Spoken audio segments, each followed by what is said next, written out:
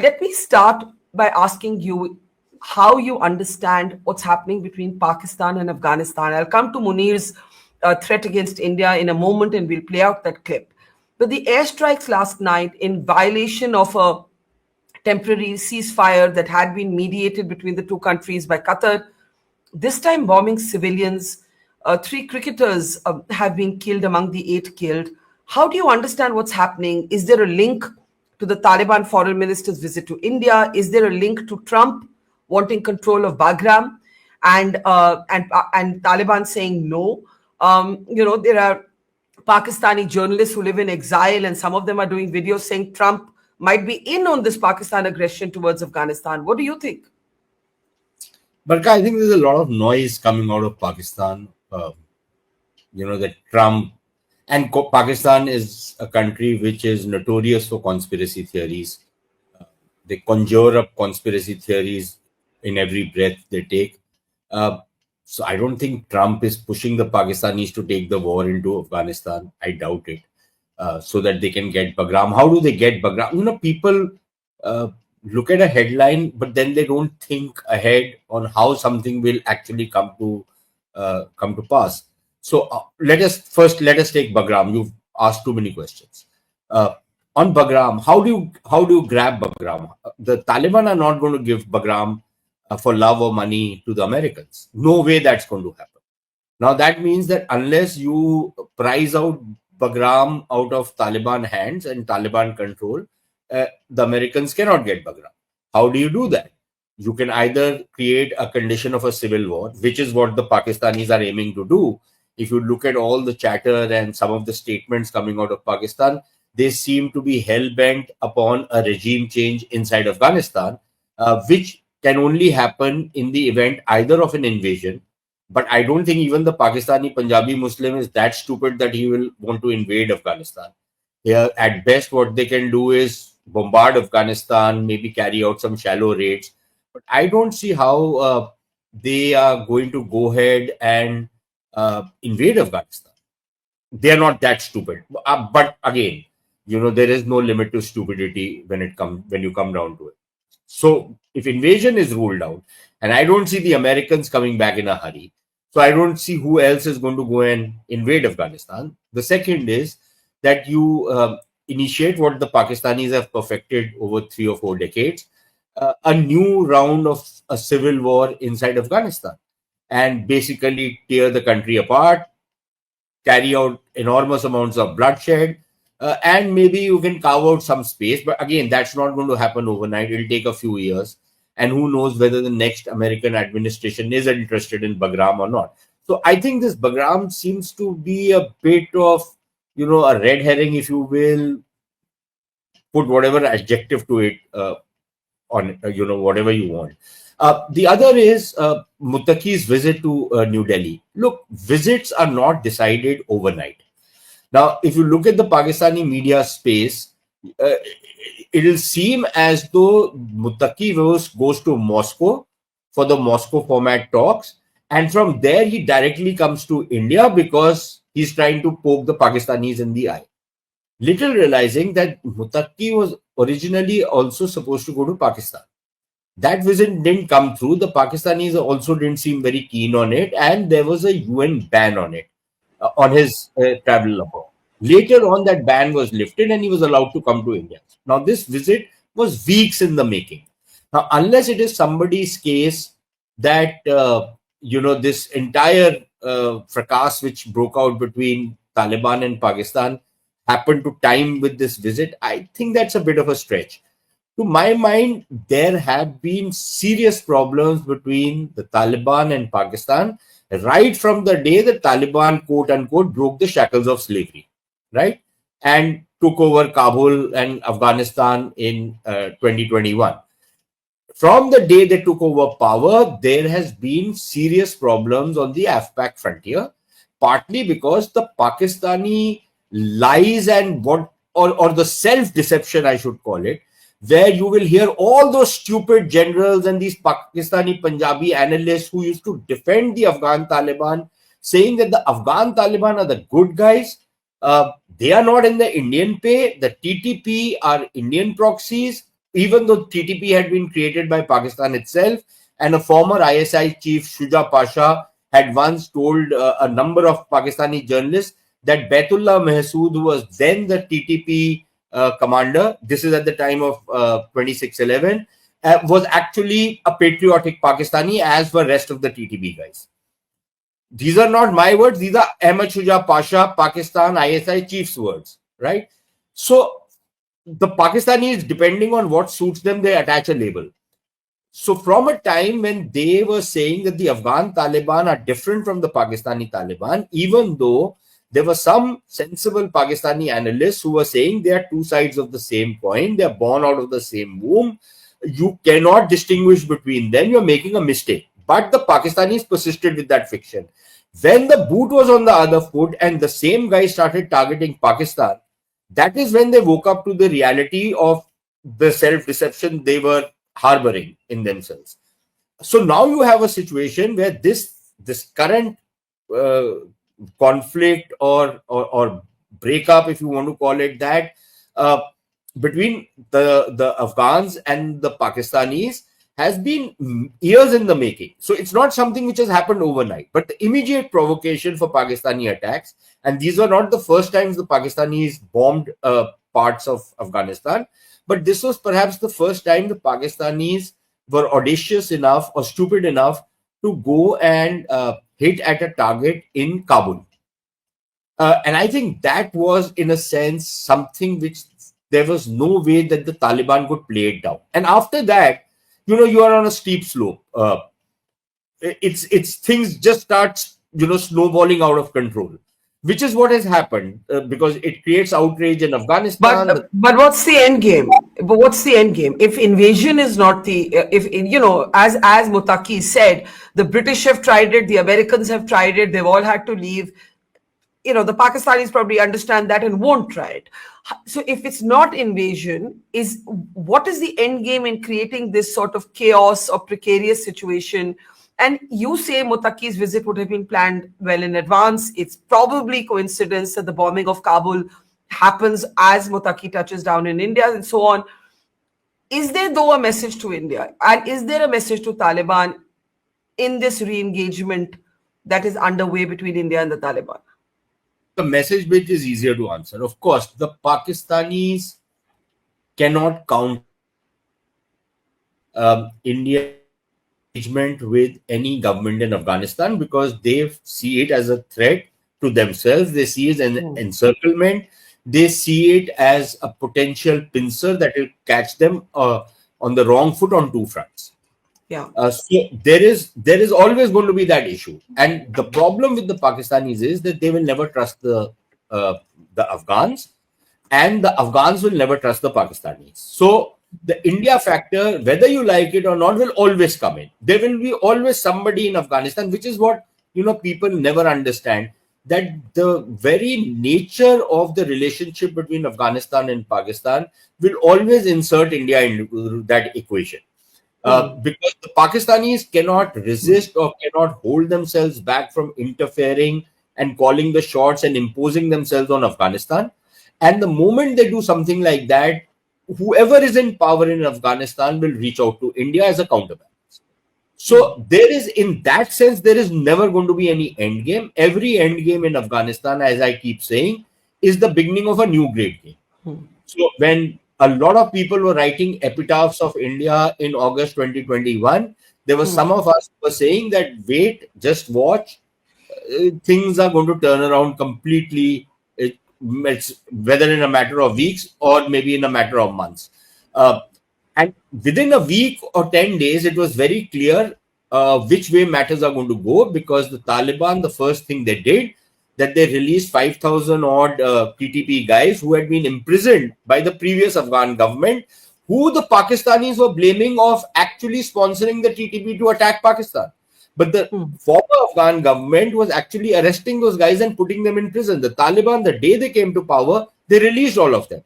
And that was the first indication that things are not going to go well. And then, of course, within days, we saw videos of Taliban cadres going to the Durand line, to the border fencing, which the Pakistanis had recently constructed. and saying that this fencing and all, we are going to take it apart because you are in occupation of our lands. So those telltale signs that things are not going to go well. Now, when you ask what is going to be the end game, I think the Pakistani hope is that we will carry out these kind of punitive raids. We can now hit the Taliban because they're out in the open. They're no longer in hiding. Not that it takes them very long to start hiding. But because they are a government, they will have to operate in the open, which means they are easy targets. So we can target them. And that can become the template for Pakistan to ensure that the Taliban do not allow any anti-Pakistan group to take refuge in Afghanistan. Now, if that is the Pakistani game plan, broadly. The problem with that is, which I keep telling people in India as well, that when we say that we have to attack Pakistan, and I see no reason why we should not attack Pakistan when they sponsor terrorism in India, but the equation between India and Pakistan becomes very different, and I'm sure we'll come to that question when you put Asim and his rants and his bizarre talk to me. But the fact of the matter is that, look, if retaliation could serve as a deterrence against terrorism or against asymmetric warfare, then Israel would have sorted out its problems many years ago, right? So it's not as though the Israelis have not targeted groups which can't hit back in the same way for decades, and yet did that stop terrorism in Israel? And Israel had capabilities and had built up capacities which are far more fearsome than anything that the Pakistanis have. So the Pakistanis need to understand that if they are looking for some kind of an end game, and if they think that the Afghans are simply going to roll over and kowtow to the Pakistani Punjabi, for whom they have nothing but utter contempt, if that is what is going to happen, then I think they have another thought coming. So what you could be seeing is a kind of an escalation, but of a sub-conventional level, with certain conventional responses coming from the Pakistanis and a sub-conventional kind of a retaliation from the Afghans, because the Afghans know that if they were to try and do anything in the conventional domain, it would be like a turkey shoot, right? So that's stupid that they'll get into that kind of a scrap. They'll hit the Pakistanis in their own way and bleed them by 1,000 cuts. The strategy the Pakistanis thought they could use against us is now going to be used against them. Very interesting. I was just going to say that what Pakistan has attempted with India by sending in these sort of proxies and trying to bleed India by 1,000 cuts is what the Afghans are now trying with the Pakistanis. I want to take two questions from the... Let me tell you something very interesting. Yeah. Everything that we have complained over decades to the Pakistanis, that our patience is running thin, that you are giving safe havens to these terror groups, that there will be hot pursuit into Afghanistan, into Pakistan. Everything that we have told the Pakistanis about their flirtation with terrorism is exactly the language which the Pakistanis are now using with the Afghans, right? And even more interesting, when Mr. Modi announced that, when he was saying that Op Sindoor is still on and that any attack will now be seen as an act of war, something similar is being said by the Pakistanis to the Afghans now. So it's quite remarkable how that whole thing has come full circle, and what the Pakistanis were inflicting on us is now being inflicted on them. Their language is the same, their responses are more or less the same, and the challenges are worse than ours, really. Very ironic. Now, I want to take a couple of questions on what's happening inside Afghanistan, what Pakistan is trying to do. Saurav Vashish says Pakistan's message to the Taliban is simple. Just like the Islamic Republic fell with Pakistani support to the Taliban, the Pakistanis will now try and prop up the ISKP to destabilize the Taliban. And another question is from Gautam, who says, do you think China will interfere in this rift between Pakistan and Afghanistan? Let's start with the second one first. We have seen these kind of trilateral meets, not in the, just a few months ago, between Pakistan, China, and the Afghan regime. Do you believe China will step in? No, I don't think so. I don't think so. I think the Chinese would be concerned with how this entire thing is playing out. The Chinese would be willing to play a somewhat benign role. So, for example, they tried to lure the Afghans by saying that we will extend CPEC into Afghanistan. Now, CPEC is a tough project even in Pakistan. The Chinese have lost money. The Pakistanis are losing money hand over fist on CPEC. So extending CPEC into Afghanistan, what the hell does it mean? That you will build another road? What does it mean that you will extend CPEC into Pakistan? Nobody has really specified. But it's just that bait which is, dangled before somebody. But I don't think the Chinese are either going to put boots on the ground. The Chinese would want that any of the Islamist groups which are operating against China are kept kind of bottled up and away from the Chinese frontier. But the Chinese have also developed enough capabilities to ensure that they cannot cause much damage inside China. So I think the Chinese would be concerned for their investments in Pakistan, for whatever those are worth now, their relationship with Pakistan, and how this Pakistan-Afghanistan dynamic will play out. But that is as far as the Chinese are concerned.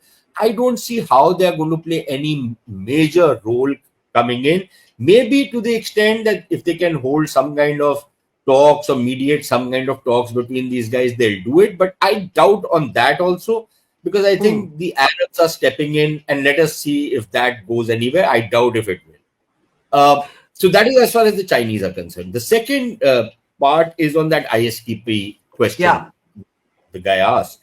Look, there are serious suspicions that the ISKP is being propped up by the Pakistanis. The Pakistanis will, of course, deny it, but the Pakistanis also denied that there was any Taliban presence in Pakistan. When the Americans and everybody else used to accuse them of the Quetta Ashura, the Pakistanis would say this is a figment of your imagination. There is nothing called Quetta Ashura. Even though everybody knew that what was the Quetta Ashura was basically located in a kind of a suburb of Quetta, which was not Kaluchak, Kuchlak, that place was. So that was the place where all these guys were roaming around, and they were pretty open about it. Everybody knew about it.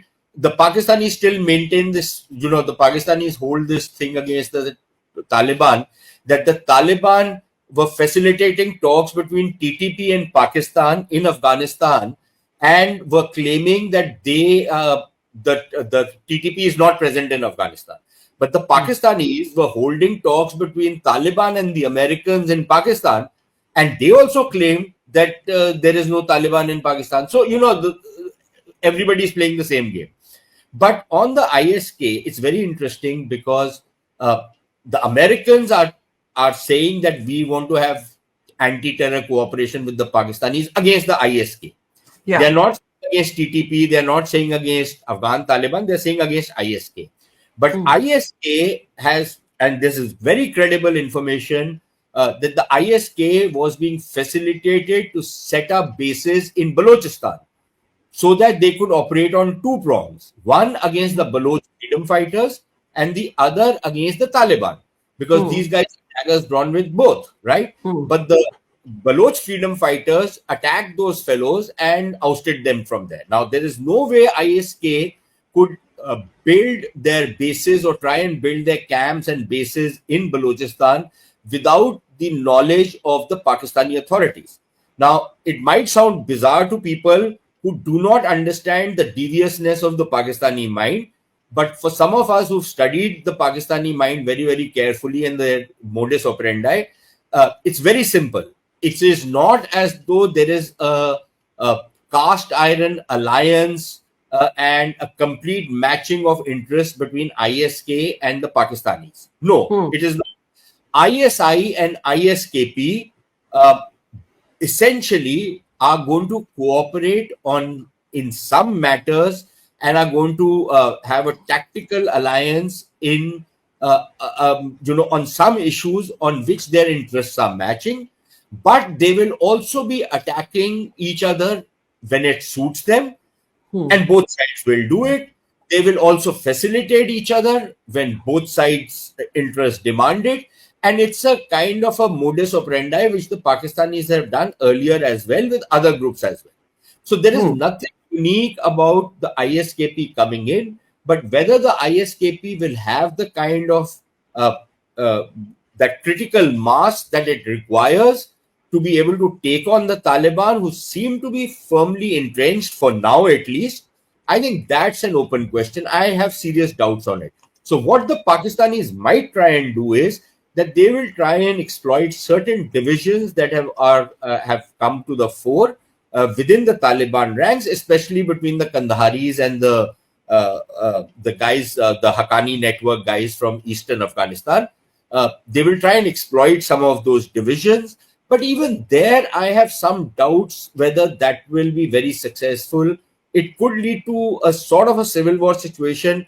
But does the Haqqani network have the kind of firepower to be able to take on the very well-entrenched Taliban? Number one. Number two, do the Haqqanis want the slur of being Pakistani puppets and of working at the Pakistani behest against the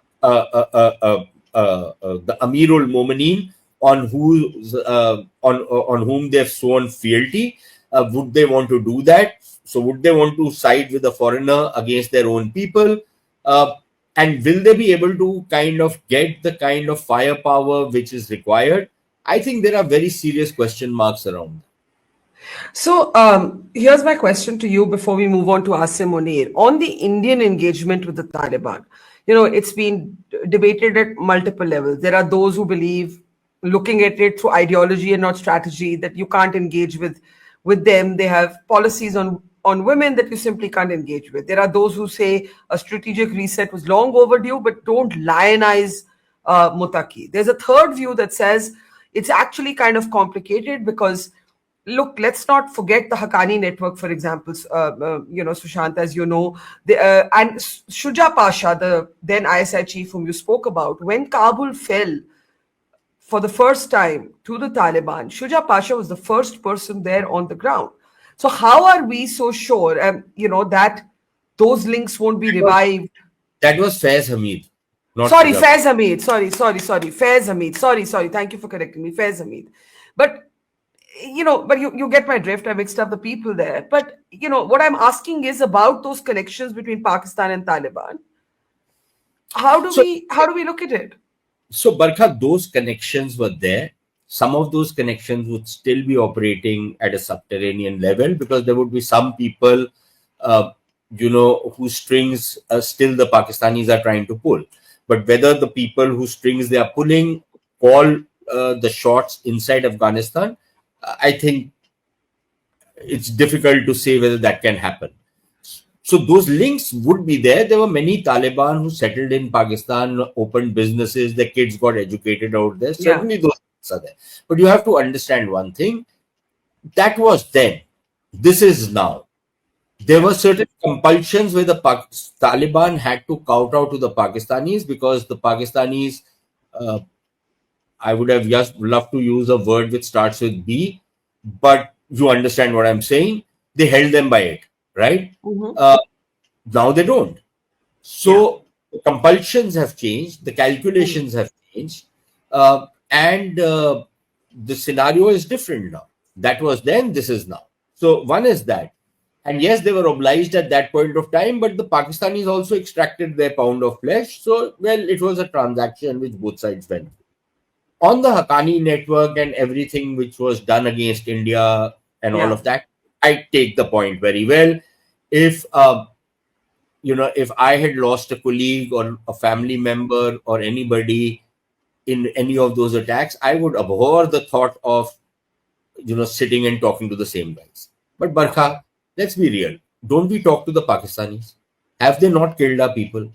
Do they not send these terrorists to kill our people? I mean, for God's sake, we played cricket with them. Forget them, yeah. Let's talk about Kashmiri terror groups. Let's talk about Yasin Malik. Did he not kill people? Was he not responsible for many, many murders? Forget just the 4 Air Force officers in killing. He's being poked. There were so many others, so many innocent people, right? He was a terrorist. Do not put too fine a point on it. There were many others. We've interacted with them. Did we not talk to somebody like a Sayyid Ali Gilani and many of these others who were hand Yeah. in glove in trying to undermine India? Have we not spoken to people, for example, in Nagaland and other places? No, absolutely. Absolutely. Absolutely. And today we are celebrating the surrender of Maoists who have Yeah. killed thousands of people, right? Yeah. This is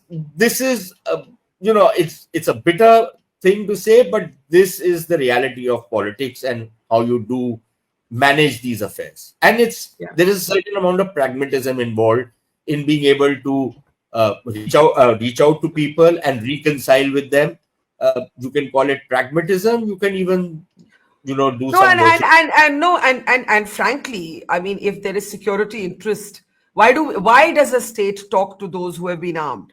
You do it for your security. You do it because if they lay down their arms, your state will be more secure. You're talking today to the Taliban because it's in our security interest to do so. So I totally agree that there can't be virtue signaling on it beyond a point. There have been other and when the Taliban were targeting us, we were also trying to target them, weren't we? Were we not supporting the guys who were hitting out at them? So Yeah. if you want to really put this very cloak of that I am utterly clean and all of that, then it's okay, but then you're in the wrong business. And then the third part of it was that, and on that again, even I am conflicted. Look, I have no compunctions in saying that I do not agree with the Taliban. Of Okay, course, I yes. do not accept their version of things. I find their practices, many of their practices, abhorrent. It is not something that I want to bring into India in any which way, and yet I have dealt with even worse regimes in the past, haven't I? Before Mohammed bin Salman comes to Saudi Arabia and Saudi Arabia starts doing really well, takes a progressive path. What was Saudi Arabia? Tell me 20 years, 30 years back. Please tell me what was Saudi Arabia. Yeah. This is in Saudi Arabia. Any different from what was happening in Afghanistan? Okay, maybe they allowed women to study. I mean, yeah, they didn't bar girls from secondary school, but yes, they So didn't let women drive. And yeah, it's a matter of degrees.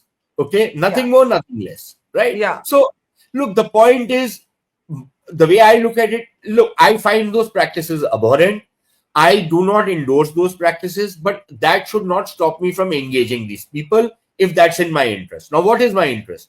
That they are not allowing, and they have lived up to that bargain, they are not allowing Afghan soil to be used against India. yeah. Now, should I not engage with them if they are delivering to me on one of my red lines? Why should I not engage with them? Now, like I said, I find their practices abhorrent, and I'm sure somebody like Prime Minister Modi, who has, made it a political platform, Nari Shashaktikaran, and all of that stuff which they keep talking about, Beti Badhao, Beti Padhao, all of that. I don't see how he would also be, he endorses Taliban practices. He doesn't, right? The point is that I am not going to prescribe anything to them. I'm not in the business like the West of being prescriptive. I will deal with them at my own level for my own purpose. I will not prescribe to them. It's their country. If their people don't like it, they are supposed to do something about it. I should not be found interfering in that country. I should not be found, hectoring them. If they ask me, I can tell them that I don't think you should do this. But I shouldn't be telling them what they should be doing. But Unless let me ask you as actually a question that really. let me just say, now, where I'm conflicted is that I see no reason why we should not deal with the Taliban, but I would also agree with those who caution or who sound a note of caution, because an enemy's enemy is not always a friend. Exactly. So Yeah. yes, at some level, we can work with them, But the other conflict part of it is the flip side of what I'm saying is that look at my dilemma. The Taliban and the Pakistan, if they are fighting, it creates some space for me, right? But if Pakistan prevails, how is that a good thing for me? So here's Because my question. That is my exact question. So Tolo News, the Afghan channel, is reporting that after these bombings, there is a delegation that has gone from Afghanistan to Pakistan for talks. Now, my question to you is, no, they've gone to Doha. They've not gone to sorry, Pakistan. I'm sorry. What am I saying? For talks like Talks Doha. to Yeah, Doha. sorry. I mean, talks like what Qatar is trying to mediate once again between the two countries, right? Now, my question is, if let's say there's another ceasefire, somewhere Pakistan bullies, prevails, as you just said, what then? What does it do to this engagement that we have this high voltage reset? Look, it'll be reset again if it comes down to that. If supposing Pakistan and Afghan, if in the unlikely, extremely unlikely scenario that Pakistan and Afghanistan become a confederation, that the Afghans decide that they are ready to become the fifth province of Pakistan, if all of that was to happen, then of course it's a completely different ball game. Yeah. And its impact on Pakistan even then is not going to change. But please try to understand where the Taliban are coming from. They are not coming from, one of those existential groups which are seeking to better life in this life, the leftist kind of rhetoric. It's not that. It's a millenarian ideology. It's working for the afterlife. It is working on very, very strict principles of what they consider Islam to be. You really think they're going to kiss and make up with the Pakistanis? No, I think those who could withstand pressure from look, these are people who have driven the Russians, the Americans out. So I mean, they're a Yes, brutalized country in that way, right? yes. So now here are two things I'm going to say. So one, from an Indian point of view, regardless of whether the Taliban win or the Pakistan win, my western borders are likely to remain disturbed and unstable for me. Because the Pakistanis are no better than the Taliban as far as I am concerned. I can assure you, and you might disagree, but the day the Pakistani Punjabi Muslim gets a chance, he will carry out the kind of massacre which history has not seen. He has that much hate filled in him. Forget about the glib talk which you keep hearing in various forums. That is what that guy is. Okay, that is his DNA basically. And if the Taliban win, it is not as though that is going to be a very benign thing for India. So regardless of who comes out on top in this particular fight, if at all somebody does, it's not necessarily a good thing with us one way or another. The second issue is that this whole thing about the Taliban beating the Americans and beating the Russians and beating everybody else, yes, they did it. They lost hundreds of thousands of lives to be able to do it. Yes. And yes, there was a time when, and this is where the Pakistanis are again becoming delusional, because the same Pakistanis who used to say that we had nothing to do with backing the Taliban for those 20 years while the Americans were getting their butts kicked in Afghanistan, the Pakistanis would say, we had nothing to do with the Taliban, we are completely innocent, right? Today, those same Pakistanis say the Taliban were able to defeat the Americans because we helped them do it. Okay, you understand the kind of dissemble these guys indulge in, right? So today they are saying that the Taliban could only defeat the Americans because we helped them. They could defeat the Russians because we held them. Okay? Right. But back then, they did not have a state to themselves. So they needed a state, and they found strategic depth in Pakistan. Today, they have strategic depth in Afghanistan. So they don't need Pakistan to defeat Pakistan.